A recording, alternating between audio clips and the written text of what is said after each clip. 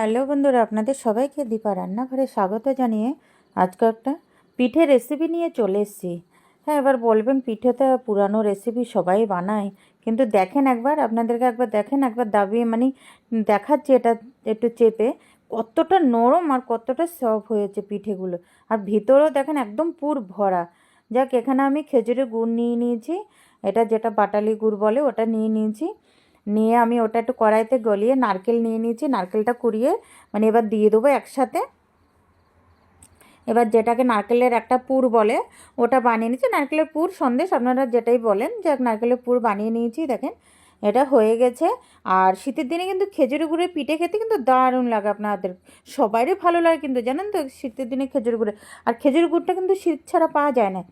আর এখানে আমি গরম জল নিয়ে বসিয়ে দিয়েছি, গরম জলে পরিমাণ মতন লবণ দিয়ে দিয়েছি, আর দিয়েছি এই এলাচের গুঁড়ো, এলাচ গুঁড়ো ছিল আমার কাছে, এলাচ গুঁড়ো দিয়েছি। আপনারা যদি এলাচ গুঁড়ো না থাকে আপনারা এমনি থেঁতা করেও দিতে পারেন। আর দিয়ে দিয়েছি আমি সুজি। আর সুজিটা আমি আমাদের মতন হিসাব মতন নিয়েছি, যতটা পিঠা বানাবো আমি ততটাই নিয়েছি। ওই সেই 10 টাকা দামের প্যাকেটগুলো আসে, ওগুলোর 1 প্যাকেট আমি সুজি নিয়ে নিয়েছি। আর জলটা কিন্তু আমি একটু বেশি করে দিয়েছি সুজিতে। কেন দিয়েছি বলেন তো? অনেক সময় দেখবেন জল না দিলে না সুজিতে বেশ শুকনো শুকনো ভাব আসে, আর পিঠেটা কিন্তু শক্ত হয়ে যায়। এটা কিন্তু খেয়াল করবেন না। জলটা সুজিতে যদি বেশি দিয়ে সুজিটা একটু বেশিক্ষণ আপনারা সিদ্ধ করেন, দেখবেন পিঠেগুলো খুব নরম হবে। অনেক সময় দেখবেন পিঠে টেনে ছিঁড়া যায় না, কিন্তু আমাদের পিঠে শক্ত হয়ে যায় অনেক সময়।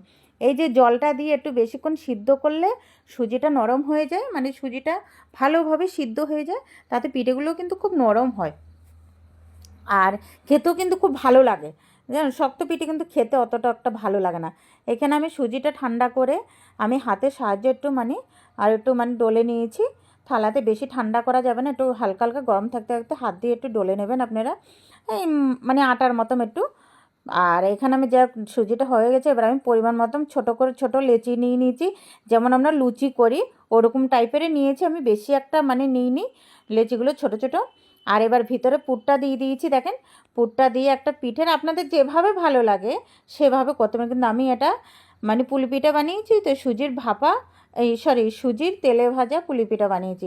তার জন্য দেখেন একটা কাঁটা চামচের সাহায্যে আমি একটা ডিজাইন করে নিয়েছি, চারিদিক দিয়ে চেপে চেপে একটা, আর হাত দিয়ে একটু দেখেন একটু ডিজাইন দিয়েছি। আপনারা একদম নর্মাল ডিজাইন এটা করতে পারেন। দেখেন দেখতেও খুব সুন্দর লাগছে না পিঠেগুলো, আর খেতেও কিন্তু দারুণ হয়েছে কিন্তু, জানেন তো। আর ওই যে বললাম সুজিটা আপনারা খেয়াল করবেন, একটু বেশি সিদ্ধ করবেন, নাহলে কিন্তু পিঠা কিন্তু শক্ত হয়ে যাবে। কিন্তু এই পিঠাটা যদি আপনারা 1 সপ্তাহ বাইরেও রেখে দেন কিচ্ছু হবে না, একদম খাবারের টেবিলে আপনারা যখন তখন খেতে পারবেন। একটু কষ্ট করে বানালে কিন্তু খেতে কিন্তু ভালো লাগে। এবার আমি এদিকে রিফাইন তেল বসিয়ে দিয়েছি, তেলটা গরম হয়ে গেছে। এবার হালকা আছে ভেজে নেবো মাছটা। কিন্তু দেখেন পিঠেগুলো কিন্তু ফুলেও গেছে, কতটা ফুলেছে দেখেন। এটা কিন্তু একদম হয়েছে, সুজিটা বেশি সিদ্ধ করেছি আমি, তার জন্য। দেখেন পিঠেগুলো এবার উল্টিয়ে পাল্টিয়ে ভেজে নেবো আমি।